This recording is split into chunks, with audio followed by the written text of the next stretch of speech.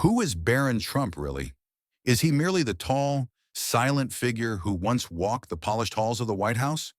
Or is he the echo of a voice long muted, a boy raised behind bulletproof glass and public assumptions? For years, the world speculated. They wrote books, crafted theories, and scrutinized photos, all without ever hearing the sound of his voice. He became a symbol, a mystery, and sometimes a punchline. But never, not once, was he simply allowed to be heard. In a quiet studio nestled within the vast expanse of the Manhattan skyline, a subtle but unmistakable red-on AIR light blinked to life. The sterile hum of high-end equipment filled the otherwise still air. A camera, slightly off-center, adjusted itself in readiness.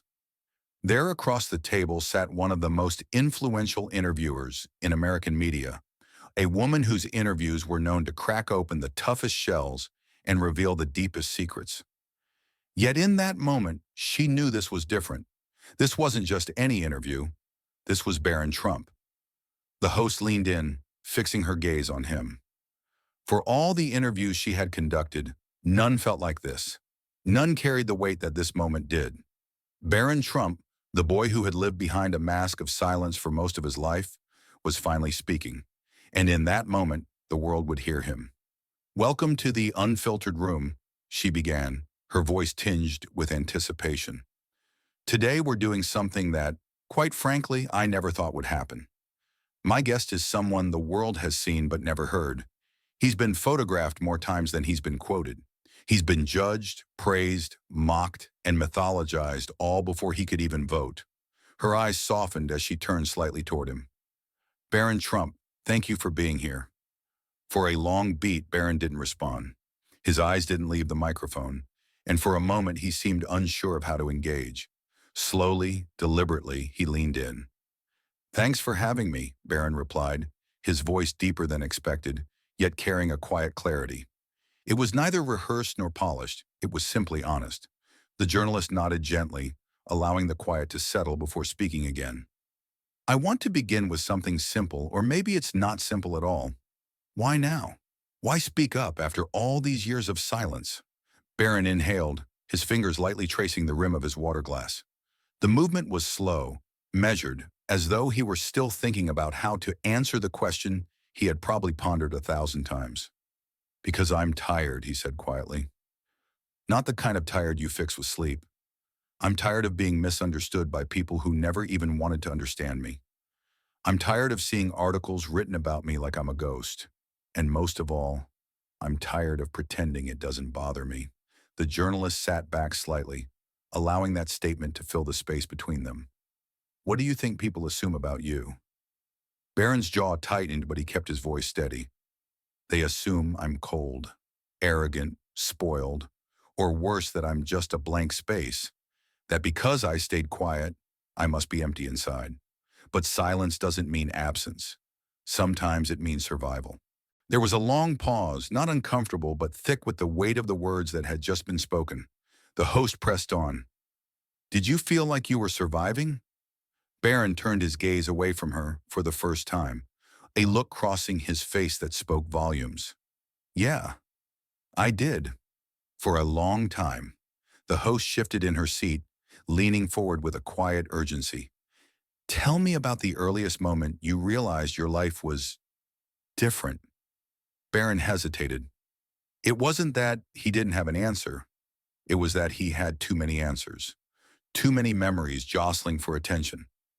He looked down at the table, then back up at her, meeting her gaze. "I was 9, he said, the memory creeping back like a distant echo. "I was walking with my mom through Central Park. It was a normal day, or at least it should have been. I remember laughing with her, holding her hand." He paused, a faint smile tugging at the corners of his mouth before it faded. Then out of nowhere, people started gathering. Phones came out. Someone shouted, "That's him! That's the Trump kid!" And suddenly everything changed. I wasn't a kid anymore. I wasn't just walking with my mom. I was the headline. Barron's voice faltered as he continued, his eyes focused on something only he could see. "I didn't know how to carry that. I didn't ask for it. I didn't understand it. But from that moment, I could feel it, the weight of being watched. judged, and never truly known. The host nodded thoughtfully, her voice barely a whisper. And then you moved into the White House. What was that like? Barron let out a long breath, as though the weight of the question had drained something inside of him. It was surreal. I mean, who grows up in a house with secret tunnels and bulletproof windows? At first it felt like a fairy tale, the kind where you're not allowed to leave the castle. He continued, his voice becoming quieter. I didn't have classmates. I had agents. I didn't ride the school bus. I flew on helicopters. And when I looked outside the window, I didn't see a playground. I saw protests, people screaming my last name like it was a curse word. He locked eyes with the host. You know what that does to a kid? When your name makes people angry before you've even had a chance to define who you are? The host remained silent. There was nothing left to say. It makes you quiet, Barron continued. It makes you scared to be seen. And after a while, you start to wonder if maybe they're right. Maybe you are just the shadow of someone else's choices. The host leaned forward once again. Can I ask you something personal? Barron nodded. That's why I'm here. She hesitated for a second before asking, her tone softening. What was it like growing up with a father who wasn't just your father, but the most polarizing man in the world? Barron's shoulders stiffened, but he didn't shy away. Imagine your dad is a monument, not a man, a monument. Millions of people pass by every day, pointing, shouting, worshiping, mocking. And you're just standing there trying to find where your shadow ends and his begins. He looked down for a moment before lifting his eyes again. My father is a force of nature. He walks into a room and everything bends around him, the cameras, the people, even the silence. It's hard to be a child when your every breath is political currency. There was a softness in his voice as he continued, but he's also my dad. I remember movie nights with popcorn. I remember him trying to explain Star Wars but mixing up all the characters. He'd call me kiddo and ask me what I wanted to be when I grew up. Barron let out a light laugh, but it quickly faded. But as time went on, those moments got quieter. I saw him more on TV than in person. The world's version of him got louder than mine. People said awful things, not just about him, but about me, about my family. The host stayed still, waiting for him to continue. And who are you, Barron? She asked softly. Barron didn't hesitate this time.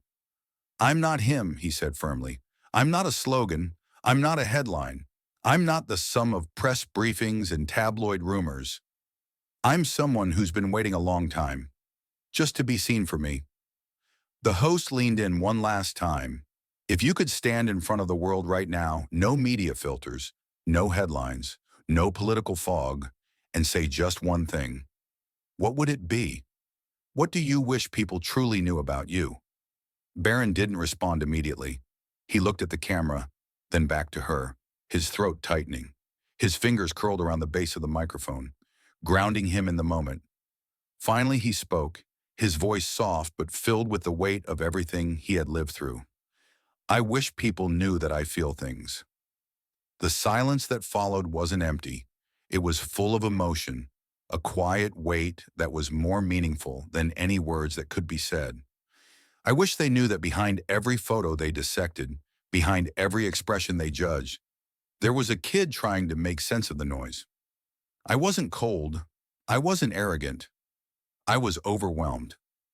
His voice cracked, but he pushed through. I wish they knew how many nights I stayed up thinking about what strangers said about me online. How often I wondered if I was allowed to just be normal, if I could laugh out loud without it turning into a meme. He looked up, meeting her eyes. I wish they knew that silence isn't a shield. It's a scar. As Barron Trump left the studio that day, his face held a peculiar expression. Not quite peace, but not broken either. He had carved out a space for himself, a space not defined by what others had said about him, but by what he had finally said for himself. For the first time, Barron was not the mystery anymore. The world now was the one trying to understand him. Let's keep the conversation going.